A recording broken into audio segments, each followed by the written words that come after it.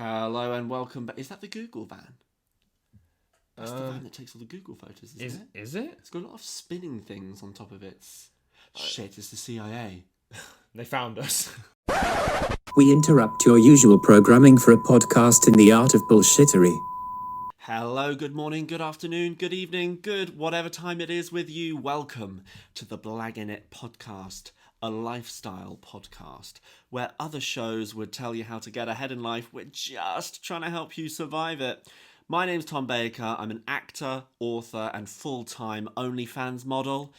I don't get much money. And I'm here today with my friendly friend, Chains. Yes, sir. What's going on? Hey, Chains. How's it going? Yes, it's cool, man. I feel good. Chris, we're back again. 4 weeks, a month of blagging it. I think that deserves a round of applause. You know, it was just. Not too close to the mic. Not too close to the mic. What do you think, man? This milestone, a month. Like, how's it been? What's happened? How's it? Speak to me. Let's review. Let's talk about the relationship. As in our relationship? Yeah, the working relationship. I mean, I feel like it's great, man. It's definitely not something that everybody could do, I don't think, I think you're right. Yeah, it's not just, I mean, I suppose it is something that, most people can do, but... Hold themselves back. Yeah. Because the problem is that such a high standard of content out there now, it can be very difficult to take that first step. And so because you feel so intimidated, you don't commit to it.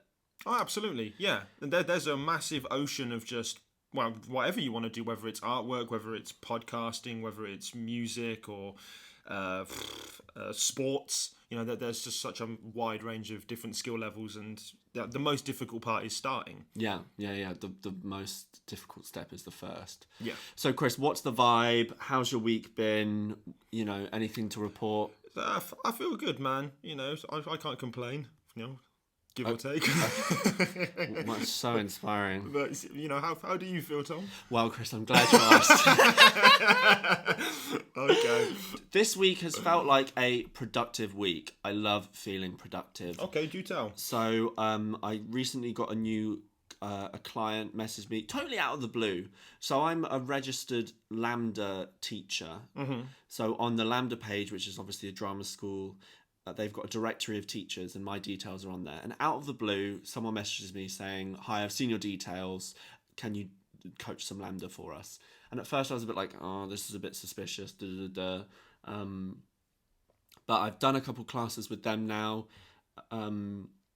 which is great because it's inspiring minds. It's teaching what I love to do. It's also a source of income. Mm-hmm. Like, I'm not going to shy away from that. Like, as all actors know, actors trying to make it, like, a source of income is like to be sanctified. Yes. Which is why you should outsource your skills in other ways. So, like, one thing I learned from a book this week was always be an and person. So a jack of all trades. So I'm an actor and an author and a podcaster and an acting coach and a Lambda coach and a comedian. Okay. I like to think. Is that not how you end up, though, becoming jack of all trades, master of none? Possibly, but what I'm sort of getting at is so that you can so in downtimes like coronavirus, for example, no acting jobs. And if I just sat on my behind doing nothing with the skills that I can offer people, nothing would have come of it. What did I do? I got my student into Guildhall School of Acting, DAB.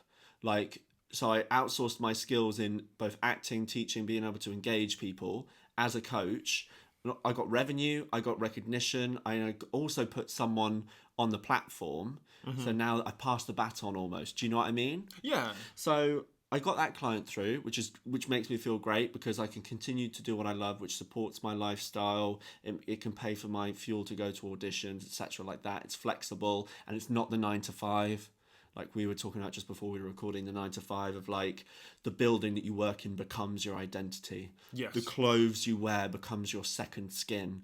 Like I can remember when I was working at PC World and I would work, say, like 10 a.m. to 8 p.m., go to sleep, come back the next day, and it felt like I didn't even go home. Like you blinked and, oh, I'm here again. Mm-hmm. And it's like time doesn't move outside the four walls. So it's great not being part of the 9 to 5 and breaking the 9 to 5 and finding your current and flow through your skill is something I recommend anyone do. And anyone can do it, because I was talking to my friend yesterday and she was like, oh, I don't get that, I couldn't do that, blah, blah, blah. And I was like, well, how do you think I got into it? I got into it by getting into it. Yeah. Do you know what I mean? People are really intimidated and put off by trying something new that they might fail at. But if you don't do that, you're never going to progress.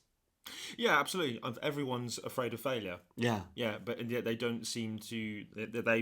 Ironically, they fail to realise that anyone that has been successful has failed numerous occasions. Yes, obviously, absolutely. A lot of setbacks. Yeah, a lot. Oh, I was about to say something.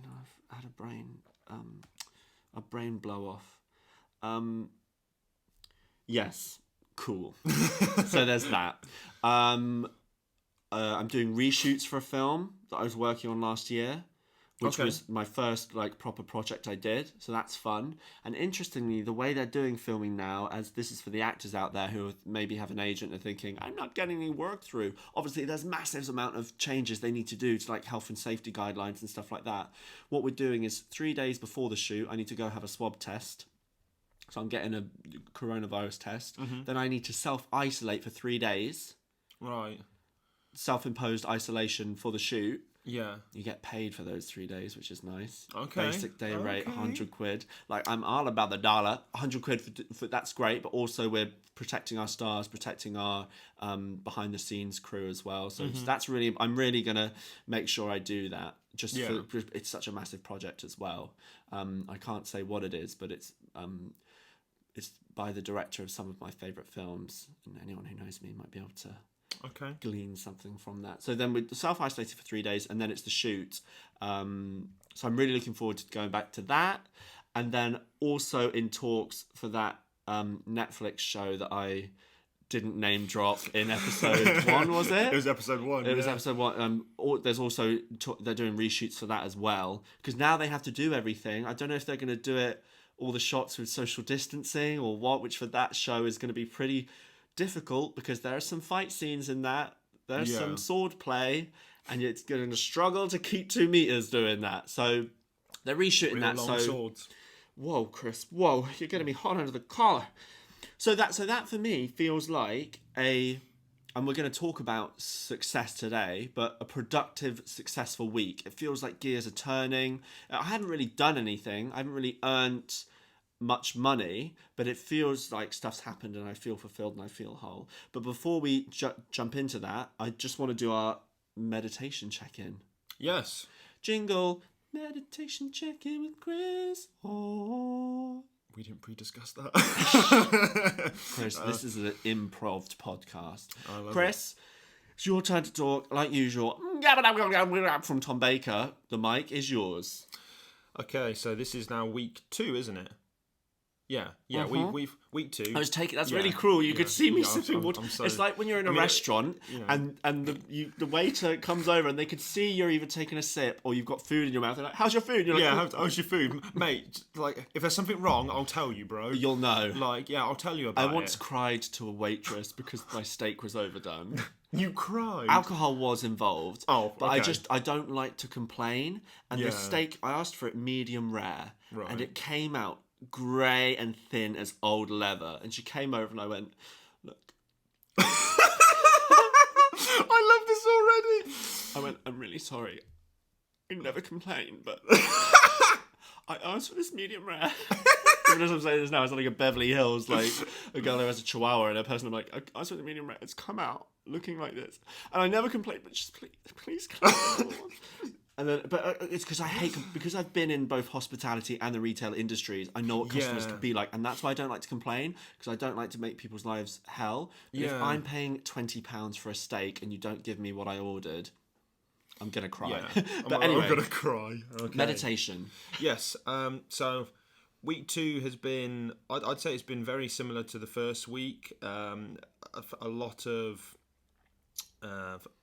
me sort of being intimidated by the idea, because it's like I think of something and it's like I don't want to think about this. Yeah, I don't want, because it affects my mood or the way that I feel, and I don't want to have to go through that right now. I think I'm going through enough. Oh yeah. So you almost just don't want to, but we're pushing through it, and it's okay. Yeah, the thing about humans is, and this is something I learned from my training, is humans always take the path to least resistance. Yes. So if you're meditating and that you're finding this wall, this backwards current if you're fighting against the current, we talked about the river analogy, you're kind of in there right now and you have to swimming against the current. The current's like, nope, don't look at this, but you need to swim against that. Yeah. What you need to do is it's kind of... Have you listened to any guided ones, or are you just still working off? So at the moment, I listen to white noise. Okay. So I've I'm sure I'm not the only person that's listening to this. It's worth listening to Michael Seeley on YouTube, because what he kind of teaches is creating this safe space and reminding yourself that once you step out of that, once you step out of the meditation zone. You're then present. Do you know what I mean? Because that's what it's about. That's what you need to fight right now. Is that, let's say when you're in your meditation, you're facing this difficult thought. When you open your eyes and leave, you need to then get on with the rest of your day and be present. And that's what meditation teaches, is how to be present, so that when you're walking around, you're not thinking about that thought. Do you know what I mean? Yeah. Meditation is that time where you are allowed to experience that and get through it and detach yourself from it, so that you can go about your day as usual. It's like, spring cleaning almost. Okay. You know what I mean? Yeah. Another thing I've seen from a lot of productivity gurus on YouTube is they do something called the morning dump or the morning pages, where they get 3 pages of A4, A4, and you're supposed to do it handwritten, but you could also do it on your phone, I guess. And you just write whatever's on your mind. Okay. You just completely mind dump onto the page. So it's all out there, whether it's like a thought you had when you were staring up at the ceiling that night, or a dream you had, or, oh, this person's being horrible to me, oh, I'm not happy about money, all on the page. So now that it's all there, I'm clear now. I've emptied the rubbish. I've taken the bins out, and now I can... Do you know what I mean? Yeah. So that might be worth something getting into, doing a morning dump. To be fair, it does actually sound like a really good idea. Yeah, because rather than going over the same thought, I put it down, and then once I put it down, almost like when you write it out, it almost takes the... You've now put that into... You've made something of it. Okay. Do you know what I mean? Yeah. Where am I going with this? I've taken the mental thought and I've made something physical, so it's completed now. The equation is complete. The process is complete. I've put it down. There we go. I've put down this thing. It's now in the world. This massive problem. I've now condensed it into 5 words, 10 words, whatever. Do you know what I mean? Yeah. And it's on the page, and I can look at it and I can consider it and go, is that... Do you know what I mean? Yeah, I suppose if you also keep a hold of it as well, because I suppose if you're thinking of something, so like if you've had like a rough couple of months, for example, and you're reminiscing on those, there's only so much that you're going to remember at one time. And I think you might get a brief sort of like a flick from something that happened 3 weeks ago, and then you'll reminisce on that, but then in a couple of days' time you think of something that happened 2 months ago. So if you kept a hold of all of these and eventually went back through it, you could almost piece together the whole situation together, and then completely change how you're looking at it. Yeah, change the perspective. So I had a bit of a difficult February, and what I did was I started just writing down, this isn't great for a podcast, but I just wrote down like total subconscious, and you can't barely read, but I like having writing that's a bit unlegible because it makes it feel a bit like more, do you know what I mean, like quite authentic, but just like bits where I just have a mind dump, and like this one was about relationships, and I'd write stuff like fast burning flames quickly die out, leaving only ashes, find a slow burn, seek trust, communication, honesty, commitment, intuition. The truth is rarely fair. So like it helps you work it out. And another one, infatuation needs fantasy to exist. Love can survive reality, is a quote that I heard, which is because when you meet someone new and there's that burning sense of like everything's fun, everything's good in the world, I love this person, they're so perfect, oh my life is so good right now, that's infatuation. Yeah, that's a fantasy. But love is about surviving reality. It's about the reality. We've talked a lot about that. But those, and that's kind of my journaling. And then I kind of stopped doing it for a bit. But I'd love to get back into it again. But it's worth looking into because it puts it into reality. Do you know what I mean? It's no longer just something that you're experiencing in your mind. Oh God, Jade Elephant stampeding around. But now it's out there in the world, and you can, as you say, reflect, ponder, and grow from it. So maybe add that to your mindfulness exercise. Do you know what? I think I will, man. And get a nice notebook. Like, look at this notebook. It is a nice notebook, folks. Yes, great for again. Jesus Christ! Or I've got this one that I'm going to start soon. Like, and then you can collect those, and then you can have a bookshelf of your life. I think that's so cool, no? And it might even be for an artist. It might be ideas that come out. Do you know what I mean? To the page and stuff like that. Because how often do you remember what you had for dinner last Tuesday? I can even tell you right now. Do you remember what happened last Tuesday? Besides working, no. And isn't that terrible that our lives become these things where it's just like, I've got no idea what I've done. And yeah, you should live in the present, but you need to know where you've been. And journaling is a great way to document that. Everything you're feeling, everything you're experiencing, etc. So that not only that, but you can remind yourself how much you've grown. Maybe not every day is a 3-page, because what I found with like morning routines and productivity is that the minute you set goals, numbers, we talked about goal-oriented versus process. Yes. If I'm saying 3 pages of A4, that's a bit intimidating. So one day it might be 3 pages of A4 because there's a lot on your mind. One day it might be 6. One day it might just be 1 because you're in a relatively good headspace. But either way, by journaling, you're documenting that emotional mindfulness process. So it might be worth something considering, Chris. But cool, meditation. Yeah. We're happy. Yeah. Have we reaped any benefits yet, or is it just like this thing? I feel like I do feel like a sense of achievement because I know that it's a muscle. You wouldn't get results after 2 weeks at the gym. No, and that's the simplest way to put it. No, exactly. But because I know that I'm somewhat uncomfortable with doing it, and it means it's the right thing to do, and I'm still doing it anyway. Yeah, that's very good. It's like that perseverance. Okay, yeah, I'm doing something here.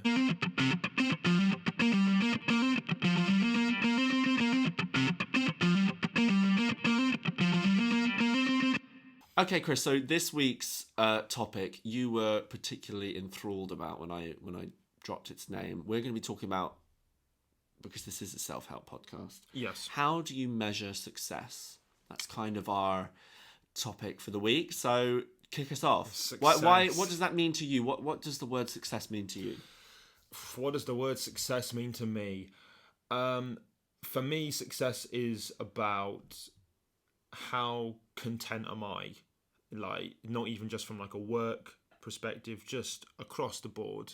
Like, how content am I? Whether that's financially, whether that's family, relationships, spiritual. Trying to think of another example. Just mentally, it's for me that's where overall success comes from for me. The problem with success is it's very and we talked a lot about Instagram last time. Yes. And even this morning, I was watching this YouTuber who I watch was doing an interview with another girl. And then I went on her thing, and she's about 18, 19, I think, maybe a bit older, but younger than me. And I saw she had like a website with merchandise and all this stuff. And I went, holy crap, this girl's younger than me and she's more successful. My brother rightly said, how are you measuring that? How's she more successful? I was like, she's got merch, she's got 470,000 subscribers. And he's like, all right, so she's successful. And I was like, oh, you're right. Like, how does that, we put it all into numbers. Yes. Yeah, it very often is. I mean, of course, success is completely subjective to you. It's like, to some people, I've got some friends in my life that have got very well paid jobs, and they could buy houses or have a really nice car sat on the driveway, but to them they're still not satisfied. Yeah, because to them they just want to have a family. Yeah, like that's it. Like that's where success begins and ends. Yeah. They just want to have that responsibility, that connection, and and I think that's beautiful. But to some people it's purely financial. Or I'm going to go pick up my new BMW next month. Fair enough, mate. But does that provide anything else for you? To some people, I imagine it does. People who I don't understand. People who obsess over shoes. Like my kicks, the sole is falling off. If I'm walking through a puddle, my feet are just exposed, so I get wet. But I can slip them on quickly. I could be out the door. But some people obsess over shoes. They'll spend over £100 on shoes. I mean, I've definitely done that. I don't understand why. So, I'm not gonna lie. For me, my trainers are the best part of the outfit. Really? For me, yeah. But you're walking through like dog poo. I only have 2 pairs though, but one of them was definitely over £100. Yeah. Okay. But they're also the most comfortable shoes I've ever wore. Oh, okay. Like, that's true. I think they bring you comfort. Like, yeah, it's not just a matter of, I have to have these. It's like, no, they are comfy as fuck, man. Yeah, because a lot of people see the brand and they just kind of buy the brand, and especially if it's like, that person owns that thing. So if I want to have their success, their fame, their following, yes, I need to buy the same sort of thing. So on that, in terms of artists, it's very difficult for us because our craft is definitely measured by how, in air quotes, successful you are. Yes. Like if I tell someone I'm an actor, the first question I get asked is, anything I might have seen you from? Mm-hmm. Every single... it's the worst question you could possibly ask an actor. Mm-hmm. And I kind of feel like saying, well, how much do you watch? Because I doubt you watch that, Oh, sorry, you've seen every movie ever made, have you? Yeah, do you know what I mean? And... or recently, Chris, we can air this on live. Yesterday, I was talking about this Netflix project I'm in, and you said, "Here we go." Oh my god! You said, "Oh, do you say anything?" Yes. And I jumped to a place of defensiveness because it's a line in a similar vein of. I felt like you were measuring or judging how important the achievement was to me by... Yes. Did I say any words? Yeah. How long are you on screen for? Do you have any screen time? Again, yes. I do, by the way. I was once in a film with Benedict Cumberbatch, and I deliberately positioned myself directly in front of the camera, right next to him. But because I was the same height as him, they moved me into the background. All right. Which is one of the annoying things about being tall. Is that if you're as tall as the principal talent, you're in the background. But again, like... I would just like to apologise for my ignorance. Okay. Like, but now I know, and it's not going to happen again. In a way, it's my insecurity because, like, for me, little 10-year-old Tom, seeing himself in a Netflix show... Yeah, that's dope. And I will say I am a featured artist. I'm not a principal artist. Or you'd know about it. I'd be in the announced cast. But I'm it's what we call a feature. Mm-hmm. Other people will say extra. Mm-hmm. I'm educating you. It's called a feature. Okay? It says it in the contract. I haven't said the name of the show, have I? No. Okay, good. Good. A girl lost her job because day one of the shoot, she went into the toilet trailer and took a picture of herself in her costume, posted them on Instagram after the day, being like, hashtag... the name of the thing, series 2. What a moron. Because the first thing production did after shooting is they jumped on Instagram, they typed in that hashtag, what did they find? Her pictures. And they fired her and sacked her. That's why NDAs should be taken seriously. But anyway, little 10-year-old Tom sees himself on TV in this major Netflix series. That for me is an achievement. Absolutely. No? And some people are very lucky. Some people will get an agent as a child actor, land one film and bam, bam, bam, bam, bam, bam, bam. But not everyone's like that. Not everyone has that luck. Not everyone has that. And if you think that you will, then you're delusional. And you need to wake up and be clued into it, Yeah. So for me, that is success. That is something I've done. And it's gone in I keep a note on my phone, achievements in 2020. Yeah. One is putting my book on. How many copies has your book sold? People don't ask, what's it about? Yeah. Tell me about that process. Why do you know what I mean? People don't want to know about it. They want to know how many you sold. Yes. How about you? Do you experience that as well when you say, I'm a hip hop artist, I'm a rapper, etc.? Do you get how many albums have you sold? Or admittedly, I'm not very vocal about it. Why not? Here we go. Here's the therapy part. So, well, first of all, I don't think I look the part. First of all, I think most people will take a look and be like, yeah. No. I mean, to be fair, let's go back to one of the first experiences I had with this. So when I joined college, way back when. What did you do in college again? Music technology. Okay. I didn't do the whole thing. Doesn't surprise me, Chris. Is that meant to mean, Tom? No. So the first time we done that, basically at the end of the first year, you do a live show. Oh, wicked. Yeah, so you do a live show at this venue within the local area in Whitney. And they essentially asked, for the artists in the room, which, for some reason I suddenly had a burst of confidence and was just like, yeah, cool, I'll do that. And it's like, what am I doing? I've never shown my lyrics to other people now, but signed myself up for that. And one of the guys there that was a part of my squad, if you will, when we were on lunch that day, he was like, "Oh, cool. So what do you do then?" And I was like, "Oh yeah, I do bars, as they'd call it." And he just looked at me for a moment. I was like, "What?" And he was like, "No, you don't do bars." I was like, "Yes, I do." So irritating. And then, like, for the rest of that lunch, who's he? Sorry, do you own a record label? Are you a manager? What do you mean? I bet he works at fucking Waitresses. Actually, if he's from Whitney, B&M Bargains. That's... Sorry, is he going to listen? Yeah, he's been listening. Please. I would like to. This is great. I would like to retcon what I've said. Thank you so much for your support. You sound like a great guy. I'm just trying to look after my brethren, yo. I mean, honestly, yeah, we laugh about it still to this day about this story. So I'm looking at the waveforms on the screen right now, and I'm like, that's when I've said something funny. It spikes. But anyway, carry on. I'll just step down off my horse. So it became. I remember going home that day, and I was just like, not only am I gonna show to this guy that I do this for real, I now want to do better than him, because he's also like a lyricist. So for me, it became a personal goal. I was like, I now want to out-rap you. I now want to do better than you. So this guy is now my sound engineer, my photographer, my cinematographer, fellow artist. Shout out to Signy. I swear he's like our biggest and only fan. We should open with it was Signy. Like, it's really weird how that sort of turned around now. Why? So you feel as though you're not vocal about it because your appearance? I think that plays a part in it. Yes. Who defines what a rapper looks like? Yeah. Do you need gold teeth? I mean, and a big chain? I mean, a lot of them do.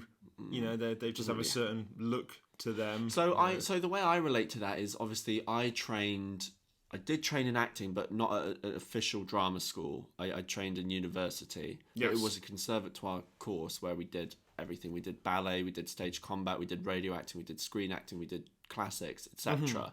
Voice training. But when someone says to me, "Oh, where did you train?" That's another thing that annoys the hell out of me. If I'm on a job with an actor, "Oh, so where did you train?" and I say the place I trained. Yeah, it's almost like, I'm just going to say it because it's on my... What university did you go to? Yeah, and I say the University of Northampton, which is like the little toe of England. Not even the little toe, like the mouldy, ingrown toenail of England. Shout out to Northampton. But the training I got there, I would not change a moment of it. Like, it was fucking, and I rarely swear on this show, transformative and good quality.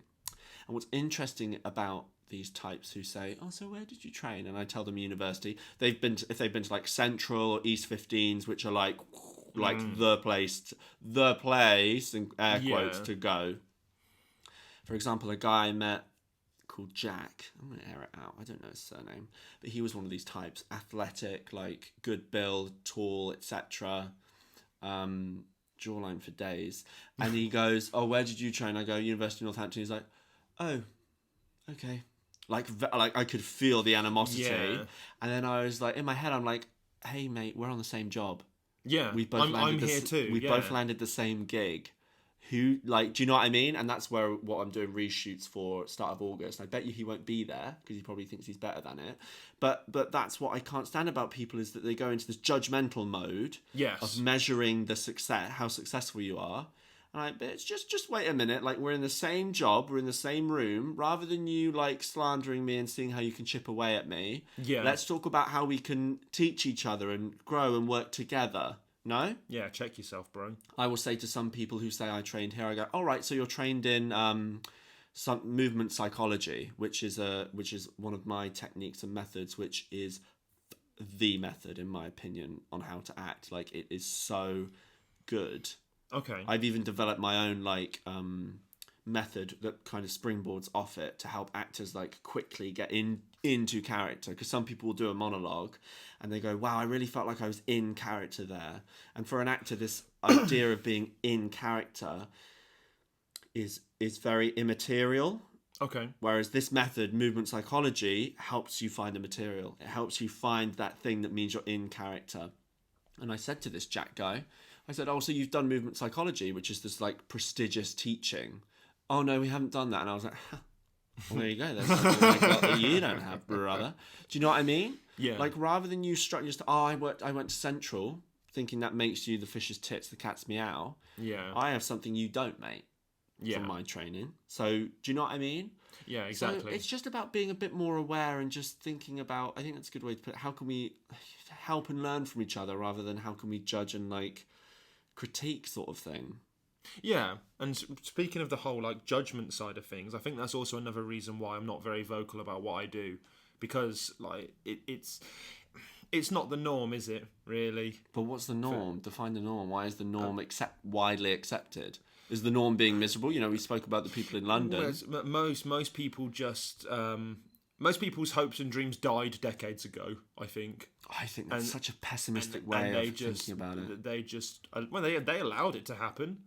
That's like the thing. You end up you land a job or something, and then that's it. You just get comfortable with that. This is it now. I am at least somewhat content with this job that I do. You settle for it. It'll do. So we now settle here. Yeah, that's it. So yeah, something my friend said yesterday. I hope she doesn't mind me saying it. I'm just using it as a point of conversation, babe. Love you. I was like, oh, what are you doing now? And she was like, I'm not in the acting biz. Okay. Which is a shame because she is phenomenal. Okay. There you go. You can have that one. She was like, I quit because I don't have the acting buzz. And I was like, oh my God, why? And she was like, I'm so tired of being rejected. I hate the idea of me doing a self-tape, sending off, doing an audition, getting rejected, being told no. And that for me was heartbreaking because she's so talented. And you literally need just one yes. 1,000 no's, one yes. It's literally like, so for me, from an artist perspective, you just need one hit. Yeah. One. I mean, granted, you run the risk of becoming a one-hit wonder, but still, how many of them are now set for life because they had one sick tune? What do you know Rick Astley for? Exactly. You know, Rick Roll. And it annoys me because this friend is so talented. She is so good. I idolise her so much as an actress. She's so humble. She's so dedicated. Her eye for detail is immaculate. Mm-hmm. Token textbook amazing actress. And because she's worried about rejection and failure, she is packing up her talent. And the thing please don't let the flame die out. No, whoever you are, please don't do that. I think you'll know her. So yes, and then for me, in terms of when I finish my training, usually at the end of acting school, you have an agent showcase where you put a load of monologue, duologues, or scenes together. Okay. You take it to London. You invite loads of agencies or managers, and they all come and watch. And then at the end of it, you might get signed by one, or they might organise an interview. I did the agency thing, and I didn't get one. I didn't land one. Okay. And I was really like, oh my God, I didn't get it. Other people did. Other people got signed. I didn't. And for a long time, and after that, I let the acting flame, turn down the gas, and it was just gently simmering. And that's when I fell into the retail What do you think it was that brought the fire back? Was there like a? Do you know what? I don't know. That's such a good question. A pivotal moment, because that's such a good question. I can remember. So I'd worked in retail for quite a while. I worked at PC World, and I was fucking good at it. Yes. I was a breath of fresh air. People didn't expect me to be so personable, to actually listen to them, because the PC world is famous for having crap staff. No, like rude, unintelligent. No, do you know what I mean? Just like, I don't really know what the worst thing you can say in selling is I don't know. Is I don't know. So if someone ever asked me a question I didn't know, do you know what I'd say? Let me Google that for you. It's charming, it's funny, it's interactive, it's engaging, and it also humanizes you. Yeah. Let's find out together. Do you know what I mean? I could sit in. I'm going to add salesman to actor, author, because I'm so inspired by The Wolf of Wall Street and how selling, like, for example, in selling minus the illegal side of it. Well, we won't go into how I don't pay tax. Cut. Write that down. I think that's quite funny. Yes, if it wasn't true. Imagine there's a knock at the door. Tom, we were listening to Blaggin and we've been investigating it. We used Google Maps to find you. I knew it! Fascinated by stuff like it takes 3 seconds for a customer to work out whether or not they trust you. Or, you know, how assumptive selling. All right, so you want the laptop with the insurance. Yeah, that's what you want.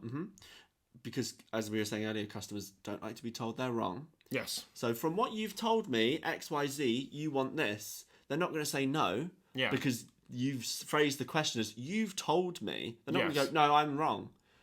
Do you know what I mean? That's how it's so interesting selling. Anyway, so I fell into that and I was good at it. I got into a managerial position within like 3 months. And I'd never been a manager before. Mate, talk your shit, Tom. Let them know. Do you know why? It was because I was the only competent person in the company. And I knew that. But I was like, I saw the pay grade and I was like, F it. Yeah, and it was a people manager as well. So it was doing the interviews, doing the training. And that's where I excel, is engaging people and stuff like that. And so I did that. And then at the same time, I started writing the play with my friends for the Edinburgh Fringe. And so I was working 10-hour days at PC World, and then I'd jump on a train to London, get there for 8 o'clock, write with my friends, get back on a train to get back home at like 11 o'clock at night. And it was just wearing me down, and it wore me down to the bone until I had to... But anyway, so I did that, and then I went into another job. I moved to Swindon. I worked in Carphone Warehouse. Again, I was really good at it. And I can remember starting 2019. So it's 2 years after I graduated. And I said to myself, either I'm going to do something now with this acting. And bear in mind, the people who got signed at that agent's showcase, I didn't see that much from them.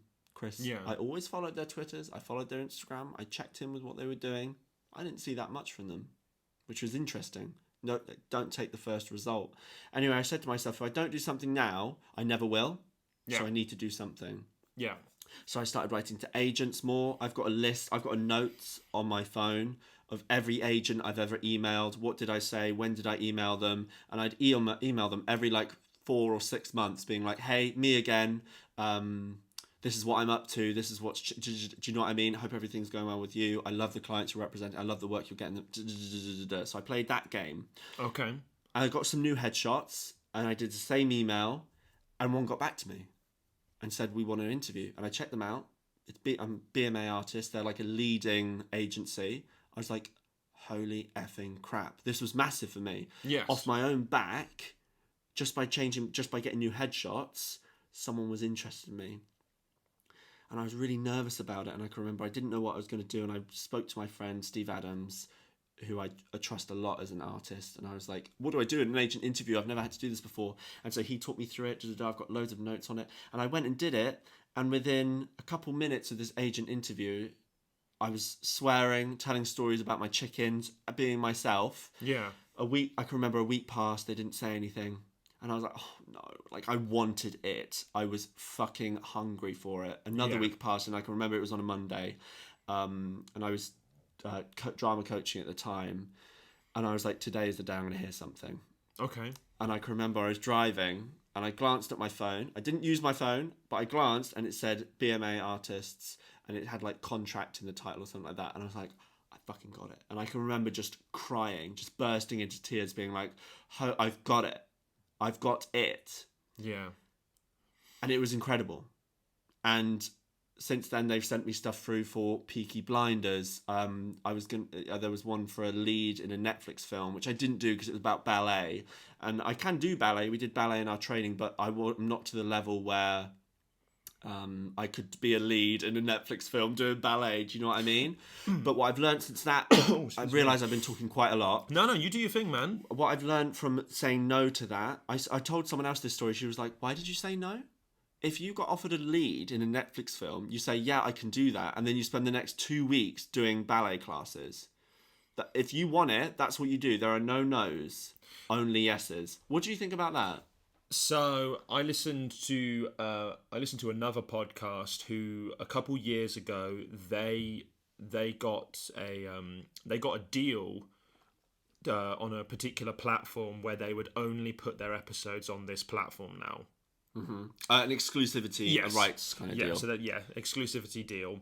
And during the episode that they talked about signing this deal, they talked about over the last, because by now they'd been doing the show for about 3 or 4 years, and they said about the amount of people that have previously tried in the past and how they've rejected them because it just wasn't the right move for multiple reasons. Not necessarily they just didn't offer enough money. There was other things behind it. And one of the guys on there said, "There's power in saying no." I guess it's very much sort of knowing your own worth as well, knowing what you are worth. So many people will take the first thing that comes to them. Yeah. And it's also why I say... That's what the people did at the agency showcase. They took the first agent that came forward, fresh out of drama school, said yes. I didn't see anything from them. Yeah, exactly. And it's why, for like me personally, I have I'd say like a personal vendetta against record labels. Yeah. I think they take full advantage of especially young artists who don't know a damn thing about the music industry, who don't know anything about like finances and business, and they will come through and say, "Oh, we'll give you this and we'll give you a 100,000 signing bonus check." Yeah. If I'm 18 years old, I see is 100 grand. Yeah. It's like, sick. But what I don't know is the amount of money I then have to put in their pockets for them to keep me. Yeah. And like the pressure that now lies on me to provide this. Yeah. And even if I'm successful and I go on these tours or I do like a great album, the amount of money I made compared to the amount they made from me is ridiculous. Milking you, yeah. Yeah, it is insane. Yes, you might become a millionaire. Trust me, they've become multi-millionaires from you. Yeah. Like, especially in today's climate, I don't think anyone needs a record label. There are so many artists that are doing it independently. There's so many ways you can get your stuff out there now. Exactly. You do not need... You can make an identity off of Instagram. Exactly. Just by playing the game. Like, there is power in saying no to something. I still think I should have took the Netflix film, though. I mean, I agree that it's hard to find the balance, though. Like, I got offered Peaky Blinders, and they were like, "But you need to be able to drive a vintage car." Right. And I said, "Put me forward for it." In my agent interview, I was like, "I want to be in Peaky Blinders." That's what I said months before I got offered it. And then I was like, if I have to go on you can get like vintage car experiences or like I was like, I will pay 80 quid to go and drive a vintage car if it lands me this role. Do you know what I mean? Absolutely. Yeah. So sometimes, it depends. It's hard to find the balance because I listened to another as long as it gets you to your goals, I think. Do you know what I mean? It's like, and somebody, so I was listening to a different podcast and they got sent an email saying, because one of them was like very big in like media, so like, a lot of camera work and stuff, and they said, "Oh, how do I get into that?" And his answer was fairly simple. It was, okay, someone offers you a camera, take it. Someone offers you a boom mic, take it. It's just being there. Yeah. Just force yourself into those rooms with those people because you never know who's in there. And it's the same with an artist. Someone offers you a mic, take it. Like, we don't care about the venue or what kind of event it is. Because you don't know who's going to be there. You don't know who's going to post it online. Who's sat there. And it's just like, someone might be, from an artist that, he might represent an artist that is like a hero of yours that might go, "Yo, look at this guy." Yeah. You've just got to be present. Yeah, that's why it's a shame that this friend of mine has decided that she no longer has the acting buzz because she's worried about being rejected. The thing about auditions that I've learned how to spin them is rather than a judgment or a critique of your skill, it's, are you right for this thing? And sometimes RuPaul describes it as like, let's say I'm looking for a shade of purple, or in this case, it's an actor for a character in a film. Yes. I have my book. I've got all these different shades of purple. I get them all through the door, and I see all these different shades of purple, slightly different shades, all purple. If I went to an audition for a Game of Thrones character, there'd be 10 other people in the room that look exactly like me. People keep saying I look like Jay from EastEnders. The headshot guy who I can kind of see it. The headshot guy who I went to the studio yesterday, first thing he said to me, "You're aware you look like Jay from EastEnders, by the way?" I was like, I get it all the time. So loads of different shades of purple. And then when they're watching your self-tape or your audition, they're thinking, if their decision is no, it's not you're not good at acting or you have failed. It's you're not the shade of purple I need right now. But I might have a project 6 months' time when I need that shade of purple. Yes. And you get that by putting yourself out there, by doing those self-tapes, and you learn something from every self-tape. Like when I started doing self-tapes for my agent, I realised that I was slapdashing them too quickly. I wasn't like actually proper fortifying and creating something. So now what I do, I recently had a project come through for an animated film, and they sent me the script, and it was very short. Okay. And so what I did, I was like, this isn't enough for me to show what I can do. I probably think I've told you this story, but I'll do it for the listeners as well. They put me forward for a character. Yes. They said, here's the script. I've told you this story, haven't I? Yes, I think so. I'll just tell it again anyway. And then the other character in the script, I was like, holy crap, I can do that. So I wrote back to my agent, yeah, I like that guy, but I can also do the other guy. Can I audition for both? And they're like, yeah, absolutely, do both. So not only did I read the script, I then read the character descriptions that they sent me in character of those as well, so that the person could hear more of me. Okay. Admittedly, they hear like 3 seconds and they've made the decision. There's that old trope. But I, as an actor, was showing autonomy by going, I'm going to do something else as well. And my advice to people doing auditions and stuff, if you're in a room with 20 other people, is do something different. So they didn't want me for the main thing that they put me forward for, but they liked me for the role that I put myself forward for. So they went, can you redo it again? And so I did it again, and I started to improvise with the lines in character as well. I started to say different things. I did different sounds or noises the character might make, because I'm showing them more shades of purple. I'm showing them more of me. Yeah. Some people might not be interested. They might hear 3 seconds and make their mind up. But as an artist, I'm going, look what I can do. So then if they've got another project down the line, 6 months down the line, they go, oh, remember that guy who could like improvise and do all those different things? Yeah. Let's get that guy Maybe back. There's him. Do we still have his file? Like, and yeah, it's unlikely, but it's all a luck game when you're in the arts. What was another one? I've got another thing. Yes, I was doing an audition for a Sky TV program. Okay. Where they were doing a live event. They wanted to bring the TV program to life. And there was about 20 other people in the room. And they asked us to improvise and walk around the room pretending we were walking around this village. Everyone's walking about, pretending they're looking at stuff, And I realised no one's sat on the ground yet. No one's sat at the ground and watched the clouds or watched the mountains in the distance. I'm going to sit down. And the second I sat down, everyone else in the room started to sit down because they went, that guy's doing something different. And they all copied me. I didn't get the job, which is really annoying, but that's what you've got to do, because you show that you've got that tenacity, you're working on that level of, I'm going to show something else here. Do you know what I mean? Yeah. I don't know. I don't know, man. That state of mind is just, that's.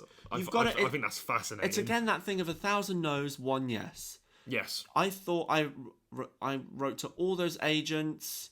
I did all those things. I got no. I got radio silence, which is demoralising and is degrading. Yeah, it's hard. And then I got a yes, and it propelled me onto the next. So, yeah. So maybe that's what success is: 1,000 no's, 1 yes. But success and feeling productive for me is I've made a little step, or I've put my flag in one bit further towards the finish line. Do you know what I mean? Yeah. Whether that be money, I don't think it is money. I just think money is a byproduct. No. Yeah, money's it's nice. Like it's a nice little extra. I need to have enough money to live. I need to have enough money to pay my bills, and that's essential. Yeah, I definitely one of the lines I remember I said in one of my tracks way back, a few years back now, One of the Vintage lines, Chris, yeah, OG. yeah. One of the lines I said was, "I'm not here for the money, but it sure helps." Yeah. Like, you know, it's nice to think, oh yeah, if this works out, like, yeah, I could sell out a stadium and make thousands, hundreds of thousands in a single night. Yeah, no, that's great, but it's not why I'm here though. I can remember when I was auditioning, and in my first year, they put me on the panel for the next year of auditionees, and they said to me, if any of them say that they, because the classic question is, why do you want to do acting? If any of them say for the money, they're not coming in the door. Yeah. Because if you want to be an actor for the money, yeah, you're going to be disappointed. Yeah. Losing money is what you get as an actor. Do you know what I mean? Yeah. But my classic, like, if I'm like, say I went to this headshot session and my mum's like, "Oh, are you sure? Do you have enough money?" I'm like, my classic thing, I think Chief Wiggum says it in The Simpsons, you got to spend money to make money. Look, that's fucking Mr. Griffin's coming back in. But you've got to spend money to make money. Do you know what I mean? Yeah, absolutely. Yeah, do you know what? I posted this on my Instagram earlier today. People are... I saw that. Yeah, people are out talking about What's your Instagram? I mean, this is my personal one. Oh, okay, never mind. That was me trying to plug you. Appreciate it, bro. But so I posted about how people are out here talking about how they want to make millions, but aren't willing to spend the thousands to get there. Yeah. It's all like... And the thing is, I am a hypocrite for this because one of my friends messaged me in response to that story, and he said, said the guy that a few months ago was talking about giving up music because of how much it was costing him. Yeah. And I was like, yes, I know, my hypocrisy has been noted. We are all noted. hypocrites, though. We're all hypocrites. Me, sometimes, I'll be saying something, I go, wait a minute, Tom, you believe the other thing. But yeah, we're all just trying to work it out, and rather than slagging someone off for that, just try to, like, relate to them, do you know what I mean? But rather than going from the... Oh yeah, no, it definitely wasn't a cuss. Like, it was just like, it's just funny that now your perspective has changed. It's like, yeah, my hypocrisy has been noted, and I am constantly evolving. A YouTuber who I've really gotten into recently, Ali Abdul. Okay. I'd check him out. He's a productivity guru, is how he describes himself. A lot of my mindset for how I operate the business now is from him and from the books he's read, etc. He says, as in terms of spending money, everything has an intrinsic value. So so this iPad Pro, for example, yes, was £1,000. Okay. I probably didn't need something that was £1,000. No. I probably could have got a £300 laptop, but if I can teach, if I can teach 100 lessons from this laptop, from this iPad, over Zoom or whatever, and get £2,000. Yeah, it's paid money back. Yeah. Yeah, do you know what I mean? So you talk about spending the thousands to make the millions. As long as you're investing in stuff that is going to add value, yes, to and move that flagpole closer. I'm not quite sure how a smart self-heated mug gets me closer to my goal of being Doctor Who. But maybe it's because it keeps my coffee warm and so it keeps my brain switched on, etc. But like, so that in terms of money and stuff like that, as long as it brings the flagpole closer, like for example, these headshots. Yes. Think about the last time I took headshots. They got me my agent. So what are these headshots going to bring me? Exactly. Because I know they're better than the last ones. Yeah, exactly. The headshot guy was like, Peaky Blinders. That's what that thing would be for. And I'm like, holy crap. If he's saying that, this is a guy who's photographed people who got into Marvel and shit like that, who are doing Marvel gigs. What's that going to give me? Do you know what I mean? Yeah, exactly. So as long as it brings value and it moves that flagpole closer, that's where I think the spending thing comes from. Have enough money to survive. Of course. If it's scanning groceries or serving and working in bars, etc., that's fine. It doesn't define you. It's not your identity. Don't go into meltdown when someone asks you what you do and you're a musician who's in between, making an EP, or you're an actor that doesn't have an agent or hasn't quite got training yet. Don't let I work in Tesco define you as a person. Make sure that you are the actor, the musician. Do you know what I mean? We were talking a bit about that a couple of weeks ago in terms of... should we maybe take a break and then touch on that? The whole like identity and stuff like that. I mean, yeah, we can do. I feel like there was something I was going to say, and now it's completely gone from my mind. There is no like, there's not like a probationary period for this sort of thing. There's not like a point in time where you have to succeed within this time frame, otherwise it's never going to happen at all. Well, like, it's literally never too late. I would say, you know, there are some, I mean, of course nowadays, especially in music, you're getting so many people that are successful like late teens, early 20s, and you know, I do sort of look at those guys and I'm like, God damn, this guy's like 22. But again, that's the comparison game. That's and the minute you make, you know, and I've seen this quote is old, everyone's heard it. Comparison only ever leads to lack of joy. Like, I was doing it the other day, I fell into the Instagram trap again. Oh, look how attractive that person is, look how many likes they've got. The minute you compare yourself to someone, you come off your course, you fall asleep at the wheel. Yes. Rather than me focusing on me being invited back to do reshoots for that film, that Netflix series, my fantastic headshot session that I had, which is how I measure my success. I got put forward for that job. I might not have got it, but I got put forward for it. That's me moving that flagpole. That's why comparison is so toxic, because it takes you off course. So yes, there is no set time frame. You know, think of how Benedict Cumberbatch is what, like, oh, I hope I don't insult him here, maybe 40. Sorry, Ben. Ben. People don't really know him till Sherlock. Yes. And now he's huge. And so I sometimes have to remind myself, Tom, you're 24. Yeah. Like, sometimes it annoys me because Matt Smith was like 28 when he got Doctor Who. He was fresh out of... See, he went to University of East Anglia and did drama. He's now Doctor Who. He's doing Edgar Wright's next film. Like, no one's bashing him saying, oh, you went to university. Do you know what I mean? But the minute I say it, look at me comparing when I just said don't compare. But that's proof in the pudding that you shouldn't. Because university, it doesn't matter where you come from. It's about who you are and what you do and what you provide that's fresh. And because everyone who goes to drama school had the same experience. Yes. But I went to university, so I've got a different experience. I've got a different drive. I've got a different hunger. Because if I'm in a room of auditionees that have been to drama school, I'm going to fight differently.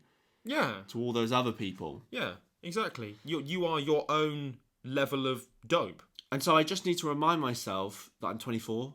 Yeah. And that it isn't going to happen tomorrow. It might happen tomorrow for some people. It might happen in 2 weeks for me.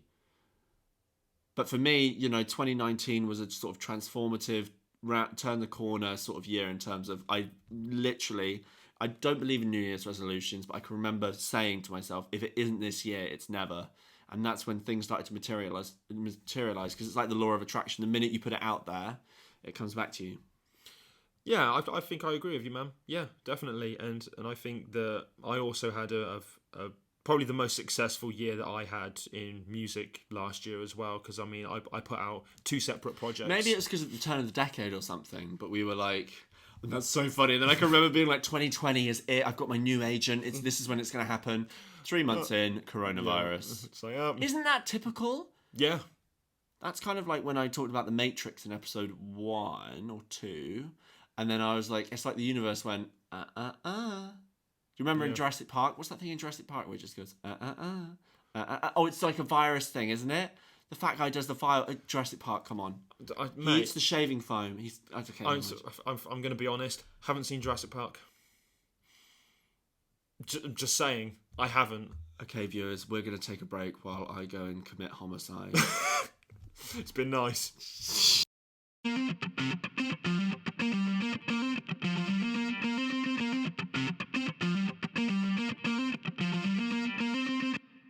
Hello and welcome back to Blaggin. Chris, you've urinated. I've got a peach and apple herbal tea. It's peach and orange, actually. And we're here and we're back. We are, yes. Let's have another crack at it. Ooh. Chris. Woo, podcast. Yeah. I'm so pumped. We're talking a bit about in the last segment about not making your day job, the daily grind, the 9 to 5, your identity as an artist. Yes. And to own your craft. Yes. What is your experience of that in terms of having like an insecurity? Because you spoke a bit about I don't like telling people I'm a hip hop artist because of how I look and stuff like that. Where are you in the journey? Where does the speedometer fall in terms of how are you becoming more accepting and secure in that, or are you still tentative to fully commit to that? So I'm definitely more accepting to when I say that I don't look the part. If anything, Because you've grown a beard now, and you've got more tattoos. Yeah, I've just got mad Don't tattoos. have the Gears of War guy in because he's got something to do with rap. Well, no, but he's got something to do with rap. Value, intrinsic value, as long as it, Well, what was I saying? So if anything, I think that only works to my advantage now, because I think that because I don't look the part, people will immediately set an expectation, and they will naturally... and then you can disappoint them. Well, I'm joking. Cheers, mate. Air horn. Oh, so he's not a hip-hop artist. No, but keep going, because I agree with you. So they will set a lower expectation for me, so then... You can blow the roof off. So when I do something that's good, that then becomes great in their mind, because they were expecting... shite. This is a really good point. So that's always nice. I mean, yeah, I think they were. Like, I remember one person... Which is annoying because, again, people jump to the judgment. One person straight up laughed when I told them of being... This isn't... I'm not going to insult them again, am I? No. Who was this? Just someone irrelevant and pointless. Yeah, I don't speak to them now. so it's all good. It wasn't a girl, was it? Yeah. It was someone you were seeing? No, I wasn't seeing her. Okay, good. No. Was she ugly? No. Oh, okay. Oh, shame. That's even worse. She's probably right. I'm joking. Okay, so... But, so, they just naturally set a low expectation. Yeah. But, I have a lot more confidence in myself as an artist. Like, I don't want to be... Where did that come from? Where did you decide to turn the corner and make the decision to be like, to own it, to really... I think, to be honest, there was so... Going back to a tune that I've referenced in the first episode, when 4pm in Oxford came out, that was the first time that I looked back at something and I actually saw the artist. Yeah, I think that was a turning point, because I remember your storyline is for a long time you were like, guys, I'm going to make an album, guys, I'm going to make an EP, and it never happened. I was kind of like, come on, Chris, you're sitting on this thing and you're not doing it. And then once you start putting content out there, I was like, yeah, now he's here. Do you know what I mean? No, he's here! Yes. I didn't realise you were paying attention like that, bro. Chris, I've already told you I pay attention to everyone. I'm always checking the Twitter feeds. I'm always checking the Instagram feeds. I'm seeing what people are doing because I want to take what they're doing, and if they're successful, I want it. I want a piece of that pie. Do you know what I mean? I'm a fucking magpie, Chris. Okay? I see something shiny, I take that bitch, and I have it in my nest. I'm like, look at this shiny bitch thing I got. Okay, so I'm watching everyone. Wow, I'll make more of a conscious effort now just to be a bit more interesting. You better. Chris, it's been slacking these past few months. What's been happening? I mean, I'm working on it, bro. I just purchased some home studio gear, so I should be able to do all of my recording at home. Work from home. Yeah, exactly. You eliminate the cost. You've eliminated the hiring cost, and as we said, you'll earn that back. Yeah, exactly. It will pay for itself. Yeah. Being able to put something out it's become so much easier. Rather than worrying about booking stuff and does it work? Does that work with your time? Yeah, it works with me. Okay, we'll do it this day. Oh no, this has come up. I'm going to have to cancel. Exactly. It's now just, instead of having conversations with Signe all the time, I have this day off work, and then you're waiting for them to reply as well. Yeah, exactly.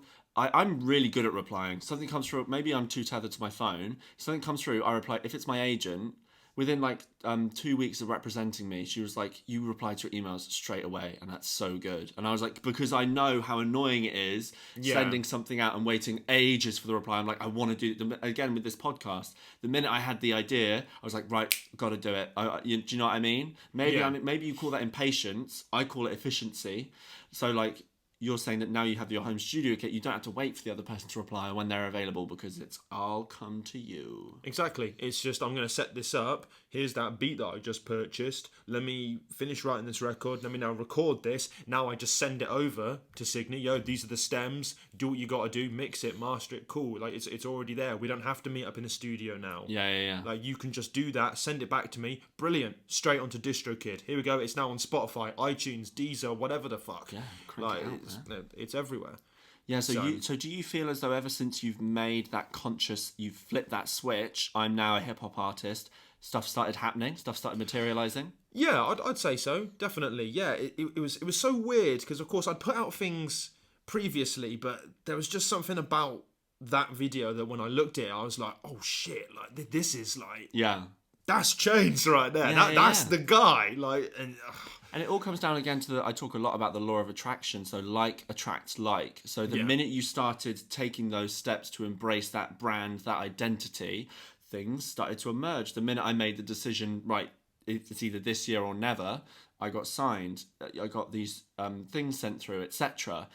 There's something about taking ownership and really running with that identity. Yes. Because now when I say I'm an actor, I don't say it bashfully. Even a bit at the beginning of the podcast is a gag, right?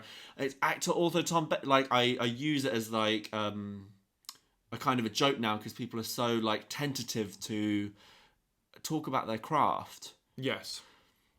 People will put adjectives in front of nouns on their Instagram. Aspiring actor, aspiring dancer. You know, I like. I think Sarah Paulson, who you won't know, but she does like. She says work in progress. She's like a really pop. She did American Horror Story. She's like a really great actress, really, but she's still got that in her Twitter bio. Work in progress. She's still humble. Like that's quite cool when you spin it and you put it like that. But I don't know. I've got this thing about when people put aspiring actor in there or aspiring singer. Yeah. If you are it, you're it. Yeah. Do you know what I mean? And people, as long as your toe is half in the water, oh, am I this thing? Everyone else will perceive you as half baked. Yes, you've got to fully dive in and say, yes, this is who I am, this is what I'm doing. So if someone said to me, oh, you're an actor, oh, what did you do this week? I can say, I got new headshots taken, I'm doing reshoots at the start of August for this film by this major director, and I'm in talks for the reshoots of this Netflix program. Boom, shut them up. Do you know what I mean? Shut up the critics, shut up the haters, because you don't go, well, I'm kind of, I don't really know what to do. And that's what they'll see. Yes, you've got to totally own it, take it, and run. Someone said to me, "Well, if I'm not earning money from it, then I'm not it." And I'm like, so Henry, my brother, my twin, that's if he's not drawing measuring success purely from monetary, which monetization, again, that's subjective, bro. Yeah. So if Henry's not drawing, so Henry right now is at work. He's at the 9 to 5. Just because he's not putting pen to paper, is he not an artist? Is he not an illustrator? No, of course he fucking isn't. Do you know what I mean? Me at home applying for auditions, answering agent emails, etc. That is it. That's being an actor. Yeah, that's part of being an actor. Yeah. Reading books to learn to brush up on my craft, etc. Watching videos. That's me being an actor. Yes. Just because 10% of it is me in front of the lens. Yeah. Do you know what I mean? It goes back to the conversation we had in the first episode. There's like this huge perception of what being an actor is as opposed to what it actually is. And that standard can be really intimidating. Yes. Whereas actually it's a lot of downtime and it's a lot of self-deprecation and worrying and feeling self-conscious. Whereas once you take it and own it and run with it, I'm an actor. And I'm in talks for these projects. I just did this project. Some people won't understand it. Some people won't get it. My mum sometimes doesn't get it. I can say, I'm in talks for this thing, and she doesn't get it, so I won't get the pat on the back that I'm like clamoring as an actor, that I'm clamoring. We all want the round of applause, we want the roses thrown at us, the standing ovation, and because I don't get that, I kind of go, oh, am I making the right? Am I doing something wrong? But no, I've got it. Just because she doesn't get it doesn't mean it isn't it. No, exactly. It's having that confidence in yourself and your craft, and it's not necessarily like, I think some people would view it as arrogance for having confidence in yourself. This is interesting. Yeah, me personally, like, I know I'm nice.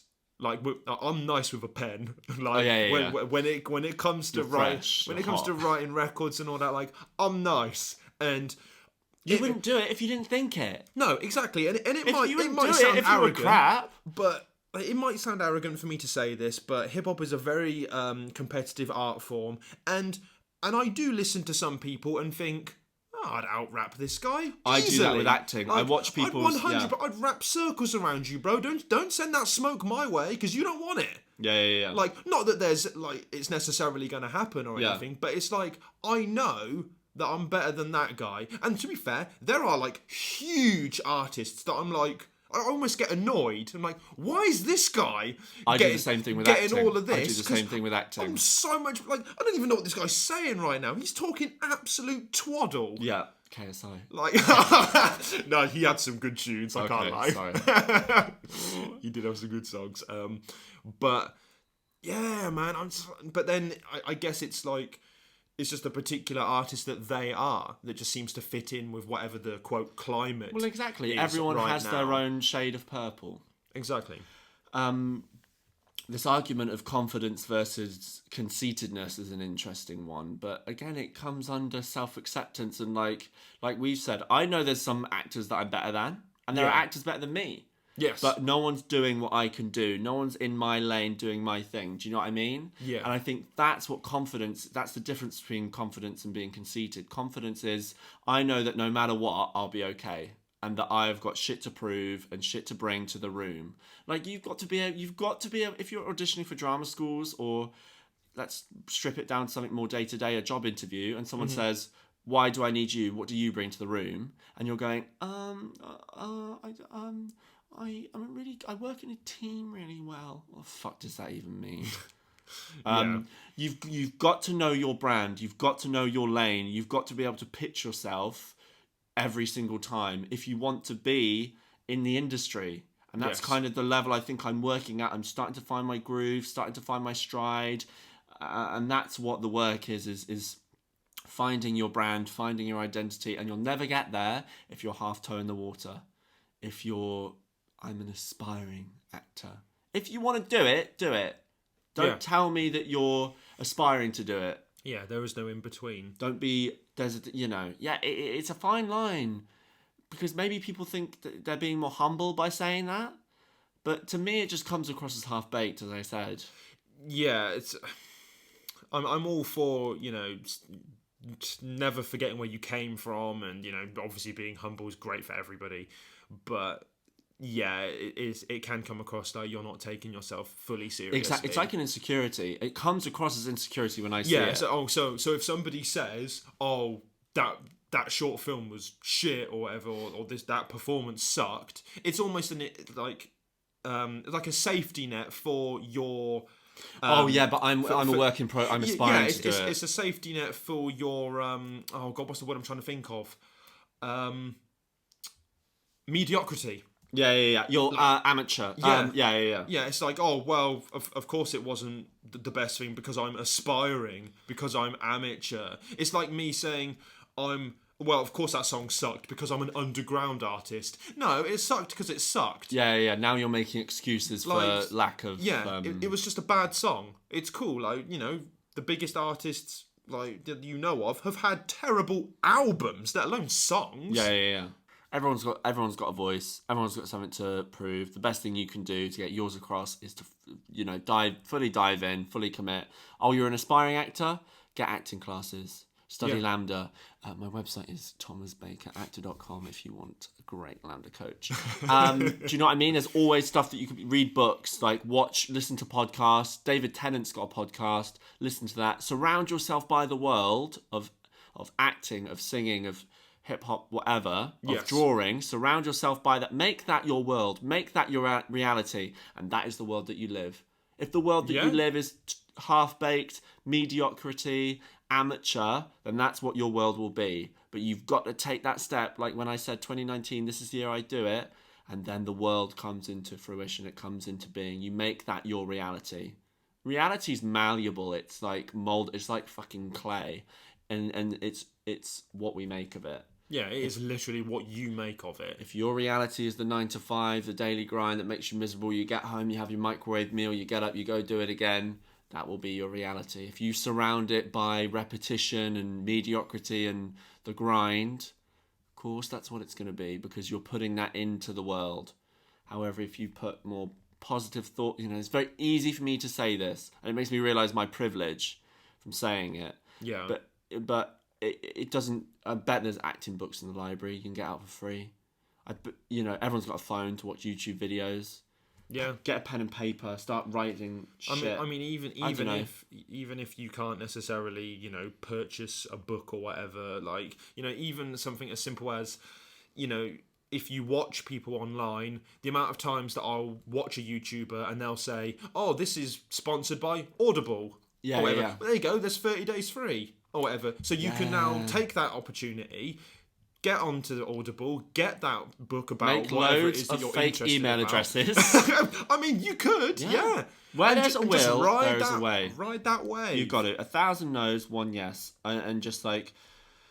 So when people say, "Oh, I'm not sure, I'm not feeling the buzz, I don't want to," I'm like, fair enough, but like, clearly it wasn't your dream to begin with. But I know that there's other things I can do. I know I can sell, I know I can teach, etc. But I know that I'm on this earth to fucking act and entertain and tell stories. I know that deep as my bones. That was there like a pivotal moment where that's where you decided this is it. I've always been described as a boy, even in my primary school reports. You get a report on like your behaviour and attitude. Teachers would describe me as a boy of extremes, and that's from when I was like 7 years old. I love lying because it's storytelling. Yeah, always been into fantasy, always been into fiction, etc. I don't know, because even in my drama classes, I never really stood out as someone I never spoke up much. I was in quite a cliquey group, and I was the outsider in drama, and that could have been enough to put me off. But I don't know, it saddens me that I don't know what it was that made me stick with it. But I did it at GCSEs, I did it at A-levels, and then for some reason, some part of me thought this is what I want to do at university. It's mad, actually, when I think about it. I don't know what it was that made me keep going. Because it's such a hard industry. Why would you choose that upon yourself? Do you know what I mean? Like but then that goes back to the conversation of people choose like whatever's going to be easier for themselves. Like the path of least resistance. Yeah, we avoid. It's so weird for me to think about what made me want to do it. And I think that so many people that's literally. That's probably like the biggest reason as to why people don't live up to their aspirations, because they're just not willing to take the risk. Because they get put down and they get rejected. Yeah. Maybe I'm being naive. Maybe I'm being like rose-tinted glasses. Hardly any of my friends are still following through with it when I think about it. One is going into teaching. One's really into his music now. Okay. One is doing blogging. And I've only got 3 friends. No, and so maybe it's because I've only just got an agent and like I don't know. But I want to keep. I don't know. I suppose it's interesting as well though, because of course clearly they can do other things. Like we're still so young though when you're going to university. When people are when you go to university, how many times like you're. Because, like, so for example, my older brother, when he was in secondary school, he was adamant that he was going to work within science somewhere, and he spent his work experience at Rutherford, and now is a truck mechanic. Yeah, and all that took was we got some new neighbours who ended up shout out to Dave, but so his dad. He purchased a car that was a bit naff and was just going to essentially fix it and then sell it for more than what he paid for. Like Mr. Wormwood in Matilda. I mean, yeah, shout out to him, yeah. and he Have you watched Matilda? Yes. Okay, many a year ago. Jurassic Park, I can write up, not Matilda. I can do a good Mr. Trunchbull, by the way. But carry on. It was just as simple as him offering my brother to come out, have a look, and sort of get into it, and something must have switched. Yeah, something. Because before that, it was, Mum, I'm going to college, I'm studying mechanics or whatever, and then there you go. It's been the only job that he's had. He's more than happy to do it, and there you go. Makes a nice living off it too. Yeah. Like so. Oh, it's mental. Yeah. It really is. Oh. I mean, I forgot how we even got here, to be honest. We were just talking about how we got into it. But me thinking about it, I think it's amazing that I'm here. Which is why, and to bring it kind of full circle, and then we'll kind of close off, with this like Netflix thing and stuff like that, this is basically me like trying to talk through my insecurities. but little Tom on the Netflix screen, like if you went back and showed year 7, year 12 Tom that, yeah, he'd be like, how the did I do that? Yeah. So maybe that's the retrospective of the episode. Like, look at where you are, rather than thinking about the future, imagine goals. Look at where you've come and what you've done, and imagine showing your younger self, hey, look at this thing you did. Yeah. Yeah, exactly. Hey, I think that's... Hey, young Chris, you put out 2 projects last year. Yeah. Like, there you go. Tom, you're in a film with Benedict Cumberbatch. I'm sorry, what? The guy on Sherlock. Yeah. What? I was in the same room as him. Do you know what I mean? And maybe I didn't say any lines, but I got close. The flagpole went forward. And so that's why that's success, no? Yeah, if absolutely. we wrap it up like that, if we could show our past self something and they would go, hey, that's fucking cool. I'm going to keep doing what I'm doing. And yeah. Rather than, if I went back, I don't know. If I went back and showed Tom, maybe, I don't know, I've already answered my question saying this. If I went back and showed him £1 million, I don't know, would he be that, I don't know if he'd be that interested.